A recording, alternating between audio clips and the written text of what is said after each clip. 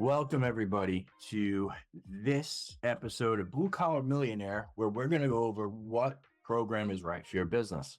One of the most difficult things that entrepreneurs struggle with is finding the right program to help them reach their goals. It's something that I see over and over, time and time again, where people opt into the wrong program and it actually sets them back instead of propelling them forward. Right. So today it's going to be all about what program is right for your business. And then how do we make that decision? Right. There's certain questions you have to ask yourself, certain things you have to know. So we're going to go through all of that right now. And this is one that I'd love for you guys to come back with a bunch of questions because it's probably one of the more important trainings that we could do. So let's get into it. What challenge or opportunity are you personally trying to solve? Right. And the way we break this down is it a short-term need? Or is it a long-term need? What determines that? It's usually the lifespan of what you're doing. Okay, so think about it this way. If you need money for inventory, if you need money for marketing, supplies, adding people to your team, any of these things, that's a short-term need because you have to rebuy inventory on a daily basis. You have to add people to your team if you're growing pretty consistently. You need supplies every day. You run ads every day. And so if it's something that you do daily, weekly, or even monthly, that's a short-term need. And the program you should use should be shorter term. When I say shorter term, 6 months to 36 months. Why? Because you don't ever want to pay for something longer than its expected lifespan. On the flip side of that, longer term needs like equipment, vehicles, buildings, or even buying a business, that's what you consider a longer term need. You're going to use that either 5 years, 7 years, or over the entirety of the lifespan. Think about it like a building, that's why you have 30 years to pay off a mortgage. Okay. And so these are some of the things that you have to look at before you determine where to go and what program to get. Now, if it's something along the lines of, hey, you don't have cash in the account because you're always waiting to get paid, right? Meaning you offer your clients terms, you're net 15, net 30, net 60, net 90. Believe it or not, I've seen people net 120 and you need to get paid quicker. That would be invoice factoring, right? And that's a very, very easy switch. What it isn't is a line of credit. You should still have a line of credit, but you should never use a line of credit to bridge those gaps because the line of credit will then just add a payment. You still have the same gaps being created because as you're doing work, you're still waiting 30, 60, 90 days to get paid. And what that does is it always kicks it out further and further and further. So as you grow, you're still laying out money for those jobs and you're still waiting to get the money back. And it constricts or restricts how quickly you can grow. Whereas if you have invoice factoring, you get paid in 24 to 48 hours and you don't really cut into margins and you don't have the mechanics that deplete the cash from your account. That's why invoice factoring is so powerful. And in fact, if you have invoice factoring, you absolutely should have a line of credit as well, but you have to get the invoice factoring set up first and then the line of credit because they usually use what they call a UCC lien and invoice factoring always has to be in the first position. Next, are you trying to finance a large work contract or purchase order? That is a different program. That's either project financing or PO financing, right? Or it could be inventory financing, which is another program we have. And it really just determines what the mechanics of the contract are and what type of work you're doing. But all three of those programs will help you finance a large work contract, a purchase order, or inventory. And they're very specialized programs. And so they do a really, really good job at helping clients get the money they need to continue to grow and scale. Next, are you trying to buy equipment? If you are buying equipment, the only option I would recommend is equipment financing. Now, there's several subcategories of equipment financing, like is it going to be a lease with a dollar buyout, or a straight finance deal? But that is very important. You want to use the right program, and then if you're trying to buy a business or consolidate debt, that's either going to be an SBA loan or a term loan. Why? Well, term loans go out 3 to 5 years, so you have plenty of time to pay it back. And SBA loans usually range in between 10 and 20 or even 25 years, depending if you're buying a building, buying a business with a building, or consolidating debt. So what is the next thing to look at? if you understand what the challenge you're trying to solve is, well, how strong is your application? What are they going to be looking at to figure this out? Well, the first thing they look at is credit. Not on every program, like invoice factoring, they look at your client's credit, not yours. But every other program, they're going to look at your personal and business credit, right?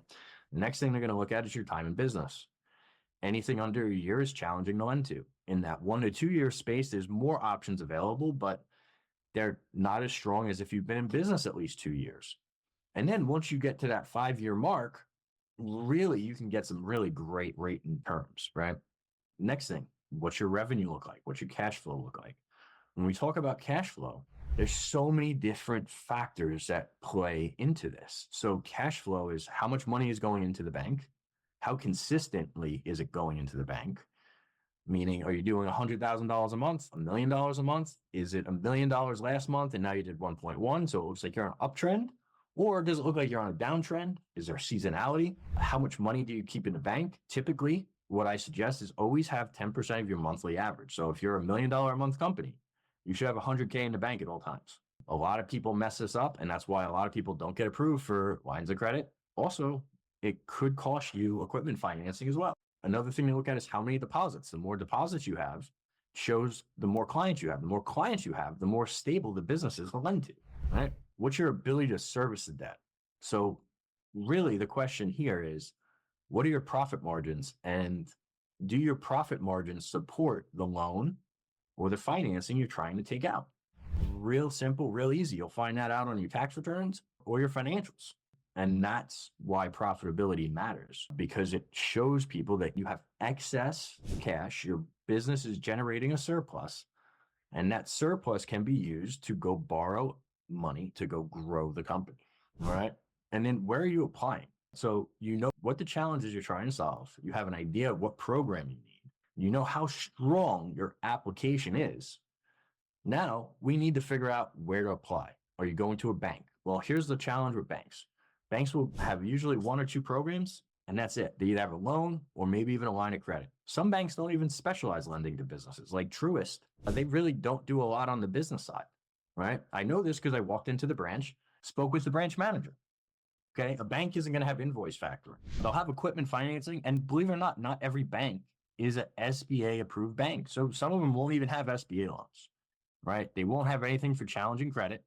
They don't have project financing. They don't have PO financing. So there's a lot of good things that come with a bank, but banks do not have the scope of programs that a business owner truly needs, nor are they incentivized. All right. The people that are at the bank are getting their salary. Okay. Whether your deal closes smoothly or not doesn't really impact. All right. So there's no incentive for them to really push on your behalf. Now, a broker may have some of these programs. They may not. All right. Most brokers that I know just deal in merchant cash advance and maybe some fintech lines of credit. And if you go there, you're probably going to get charge fees, and you're probably going to not have the scope of options that you really need. Now, a marketplace is what we do at Integrated. We have every program under the sun.